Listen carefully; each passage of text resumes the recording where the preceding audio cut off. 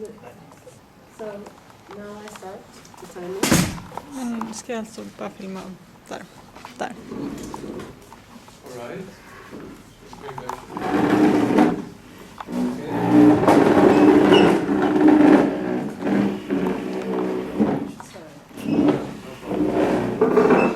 Yes, welcome everybody. My name is Gironimo, and I'm going to have this short introduction to the Orange Arche, as well as a bit of the background information around our foundation. And since I was told that we're in a bit of a tight schedule, so I'll ask everyone if you have any questions or anything you want to, I don't know, comment or something, that we take that later on, so we save the questions for later on. And to our international guests, I want to make a small excuse because my English is a bit rusty, so we'll try this. Yes, I will start with a small quote from our late leader, Mr. Neil Porton.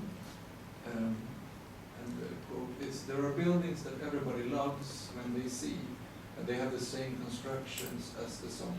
Linden Arden stole the highlights. They make everybody run in the same direction. Art culture in itself is but a shepherd's dog. When it appears, it pops up from the earth to create a pillar." And and it has been proved in prehistoric times now that giant pillar-shaped fungi were the first objects for tribal cults worship. And from what we nowadays know from a fungi is that it leads us to the conclusion that human scholars has wrongly interpreted these fungi as follows. It's according to late scholarship, it's more of a fungi. And yes, and actually nowadays rather looked upon as the most sacred and energetic expression of the man, as we recently came to know it as the vast nothing and interconnection of all living and dead. It's basically, you can say that all is all. And the pillar culture that Bolton was referring to pop up from the earth is the necessary movement. They became checkpoints of the map where the herd is going to run. And what is being created is thereby always causing an effect in the real world. And then now we also recognize as the myriads of worlds within it. Yes, and we can listen to the song as well.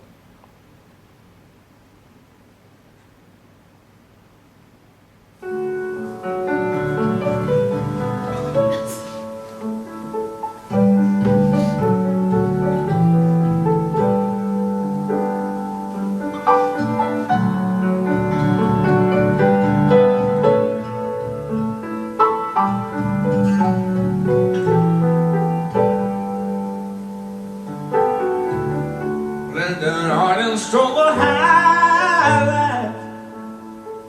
What one and town behind his back.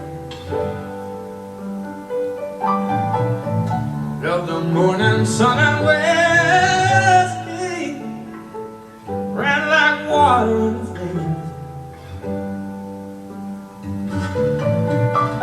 Don't go to church on Sunday, even though it was a drinking man. When the boys came to San Francisco, they were looking for his life,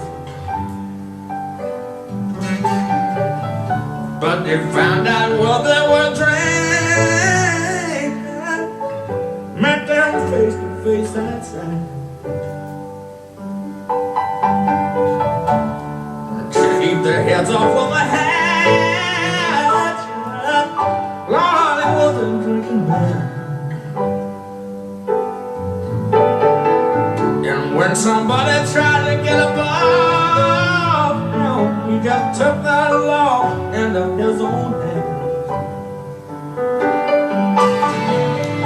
London and style the highlights, and they put his finger through the glass.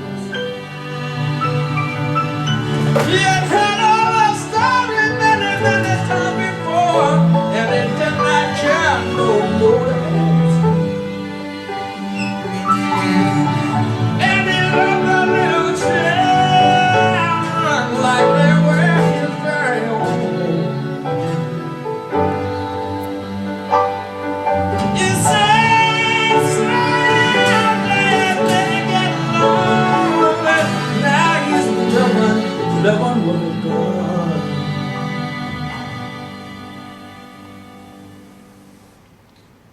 Yes, that was the song.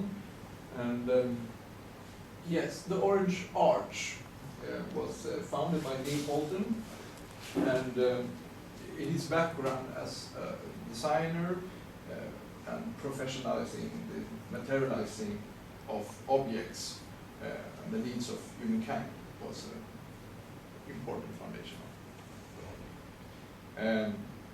Bolton was an outspoken intuitist and thinking designer.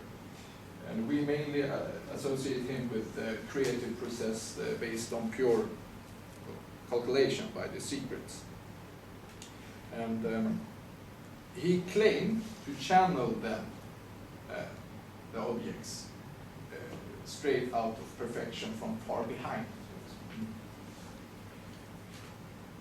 Yes. Those were the words. He who sings a love song to love is but a template, and everything is symbols that are being repeated and repeated. And I sing in all of you all night long when you sleep. I only lease you out during daytime, and still you think that you own yourself. Be calm and listen. Equal. And anyways, Bolton had a second passion in life, and that was physics. And the actual foundation of the Orange Arch came out of Bolton's meeting with the man we all know as the killer of God, Gironimo. He was the former Nobel Prize winner and the first human being to prove that human consciousness is only a mirror with the universe consciousness itself. I guess you all by now are familiar with the more simplified way to explain this theory. It tells us that all living matters and potentially all parallel deaths are radio transmitters, taking the information that is being received by united consciousness, also known as the nothingness. Simplified, it means that Descartes' old saying, I am, therefore I am not, instead becomes, I think, therefore I am not. The human reflection is but the universe reflecting upon itself and its own existence. And it tells us that we are nerves sensing the qualities of our own multiverse.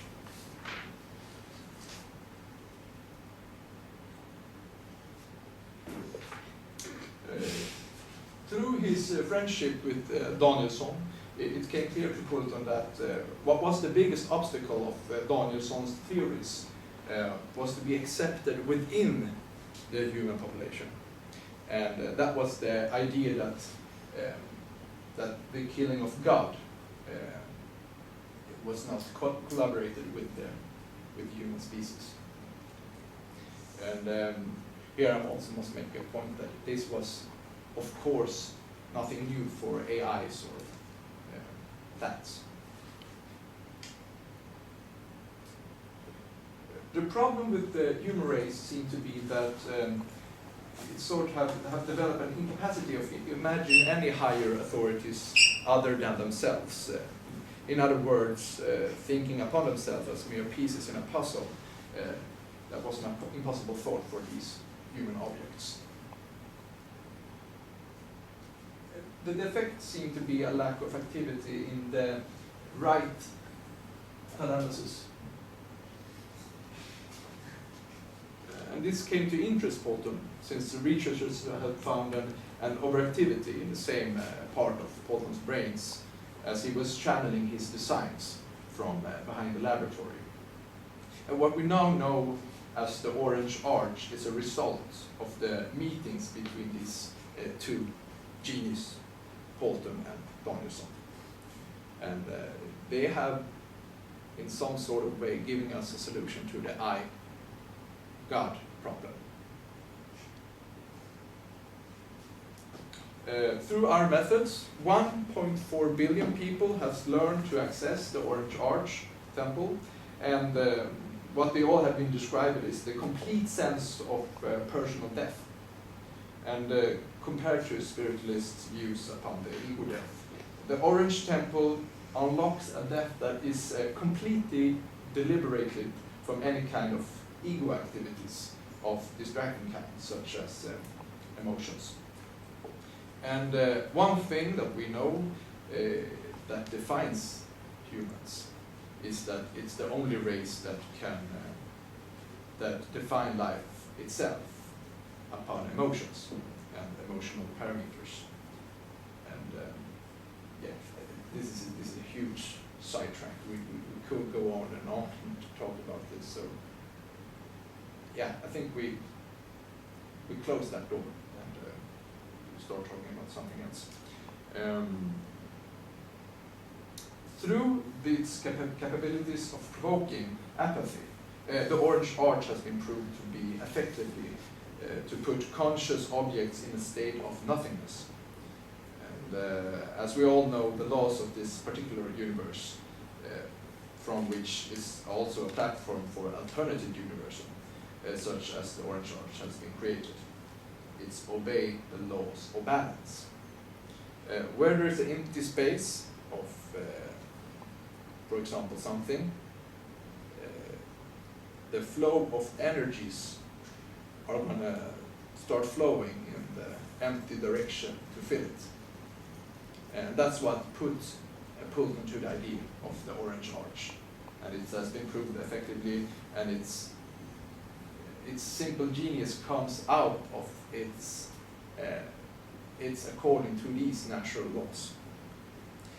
When the client reaches the orange state, channeling starts, and instead of just distributing information to the system is starting to operate within the client or through it, just as it did with Polton and his designs from far behind. Yes, and this is the OECD production scale.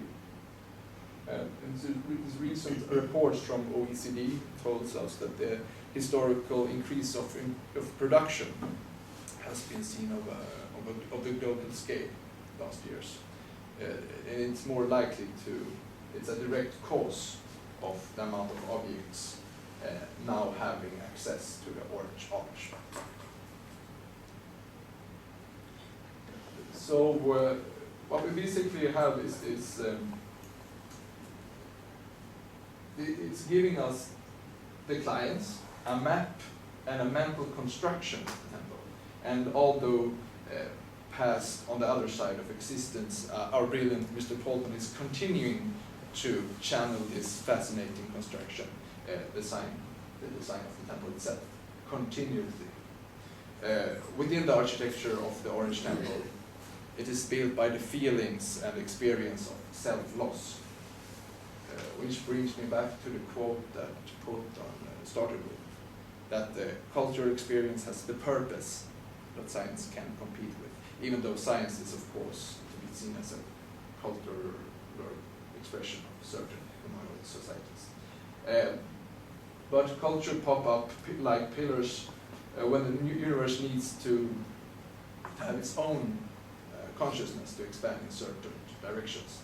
And here again we can find parallels in the world of myths, speaking about slime mold cultures, about the old grains. And there are buildings that everybody loves when they see them. And there is the orange Arche temple that is designed as a mental construction that has been built in qualities that automatically forces the visitor to deconstruct itself. But what is ambiguous with this, or paradox with this, is that our clients are generally experience a cleaner version of themselves after the deconstruction.